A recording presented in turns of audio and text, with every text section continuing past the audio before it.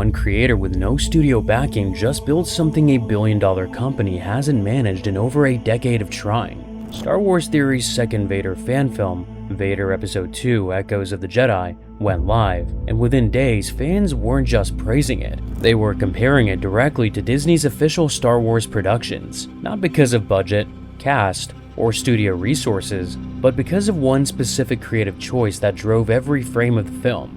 A choice about when in the timeline to set the story, and what that timing would force the character to become. The choice begins 8 months after Mustafar, in a version of Vader that no one, not the movies, not the shows, not even most of the books has ever really explored at this level of detail. Vader on screen looks confident.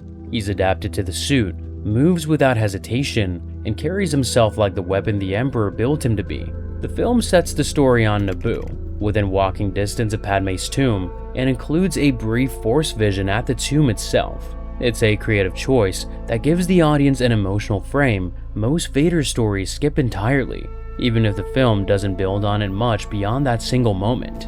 But getting to that moment at all took nearly a decade. According to Niatu's Dadbay, better known as Star Wars Theory, the project started on a phone camera back in 2016. In his breakdown on the Star Wars Theory Plus channel, Toos described contacting Lucasfilm's fan relations department a year later. He spoke to someone he described as fairly senior and asked whether he can monetize the film or use crowdfunding to cover production costs. Lucasfilm's answer was clear: no to both. If he wanted to build it, every dollar would have to come from him. Despite that, he self-funded the first film, Vader Episode 1, at just under $200,000. Dadbay has described paying for it through YouTube ad revenue and selling replica lightsabers on the side, a production budget assembled entirely outside any studio system. In his breakdown, the creator framed his response to Lucasfilm's terms as stubborn commitment. Once he was told he would have to do it alone, he committed to doing exactly that. The original plan for Episode 2 was live action. Toos had pulled together a full team and was moving forward with production when COVID shut everything down. The pandemic didn't just delay the project, it scattered the crew he had assembled for the sequel. In his own words, during the breakdown, the setback forced him to look at other options entirely. By what he has described as fortunate timing, it pushed the project towards full digital animation, a direction he now considers a better outcome than the original plan. What could have killed a project turned out to reshape it entirely. Going fully digital turned out to be a creative advantage rather than just a backup plan. The camera could now go anywhere without worrying about actors, physical blocking, or set limitations. The scope could expand well beyond what a practical budget would have allowed. Scenes that would have required enormous location builds or complex stunt coordination in live action became possible in a digital environment, including the large-scale Jedi confrontation that would eventually become the film's most talked about sequence. Before committing fully to the format, Dadbay put out a shorter animated test featuring Mace Windu's return, partly to gauge whether the audience would accept the visual style and partly to evaluate the results himself. The response was encouraging enough to move forward with the full production. Toos has also been open about his creative influences. He cited George Lucas as a primary reference, along with Frank Miller and the visual approach of Sin City. He described aiming for a stylized cinematic look where you could pause any frame and it would hold up as a still image, something worth hanging on a wall. The goal wasn't photorealism, it was a specific visual style sitting between concept art and cinema. Episode 2's final budget landed at roughly $650,000. During his breakdown, the creator did the math on camera, dividing that number by what he estimated as around 22 minutes of finished runtime. The figure came out to approximately $30,000 per finished minute. It's worth noting that the 22-minute figure was his own rough calculation in the moment, not necessarily the confirmed final runtime.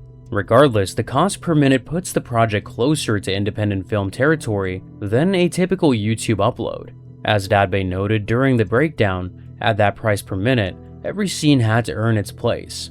Filler wasn't something the budget could absorb. If you want to see more videos like this one, a quick subscribe means you will always be the first to know. With the production story behind him, the finished film delivered one sequence that both reviewers kept coming back to. In the fan film, before reaching the Jedi, walking alone through the palace corridors, Vader passes the bodies of troopers already dead. The torches ahead go out on their own. Fire spreads with no clear source. In the distance, a thin column of white light stands where a figure would be, then disappears. Vader dismisses it as a Jedi trick and keeps walking. He soon confronts a group of Jedi survivors on Naboo, and the extended fight that follows becomes the centerpiece of nearly every reaction. What makes the sequence stand out isn't the action by itself, it's how the character approaches the entire confrontation, beat by beat, with a level of tactical thinking that changes the meaning of the scene. Vader doesn't charge in, he holds back, studying the group of Jedi before engaging at all. When the 501st troopers arrive and open fire, the Jedi deflect their shots easily, but Vader still holds back, profiling every fighter in the room before making a single move.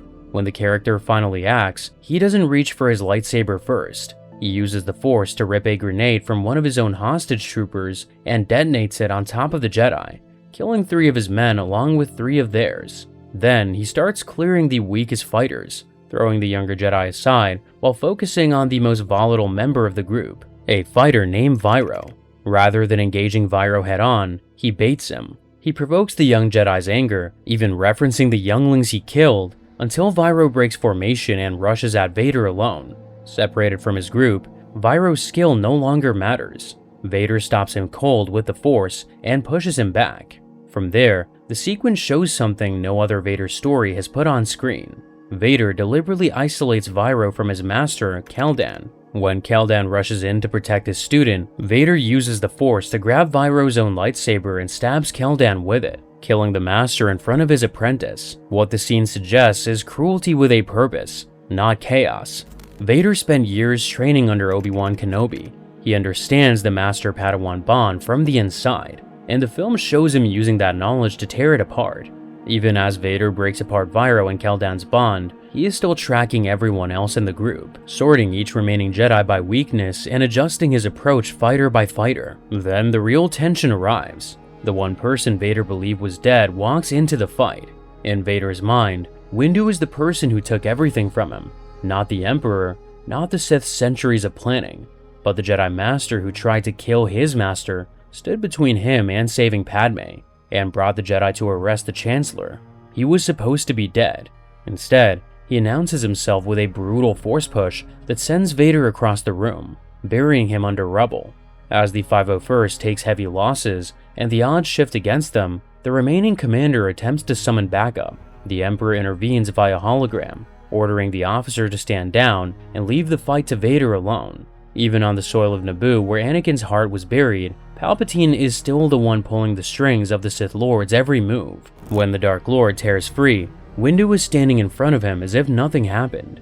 Vader tries the same Force throw that worked on every fighter minutes earlier, and Windu barely reacts. The Jedi Master addresses him as Skywalker, offers one chance to reveal where the captured Jedi are being held, and when Vader refuses, taunts him with his dead wife and mother in the middle of combat at Padme's own tomb. 20 years later, Vader would handle this differently. Windu knows he's not facing that version. He's facing Anakin still in the process of becoming Vader, with the same weaknesses the Jedi Council saw years earlier, and the Jedi Master uses every one of them. Fan films have existed for decades, often with borrowed costumes and shaky cameras. What's different here isn't the idea, it's the result. Some praise the film without reservation. Others found real technical flaws worth noting, alongside genuine admiration. Neither side changed the actual outcome. A passion project built outside any studio system earned a seat at a conversation usually reserved for productions backed by billions of dollars. Not because a studio lost anything, but because a fan community decided the work had earned its place there anyway. The scene that drove those comparisons hardest was the one built entirely around a single skill: how Vader actually fights. The real story behind why his lightsaber combat became the deadliest in Star Wars goes far beyond any single fight scene. So watch this video to find out.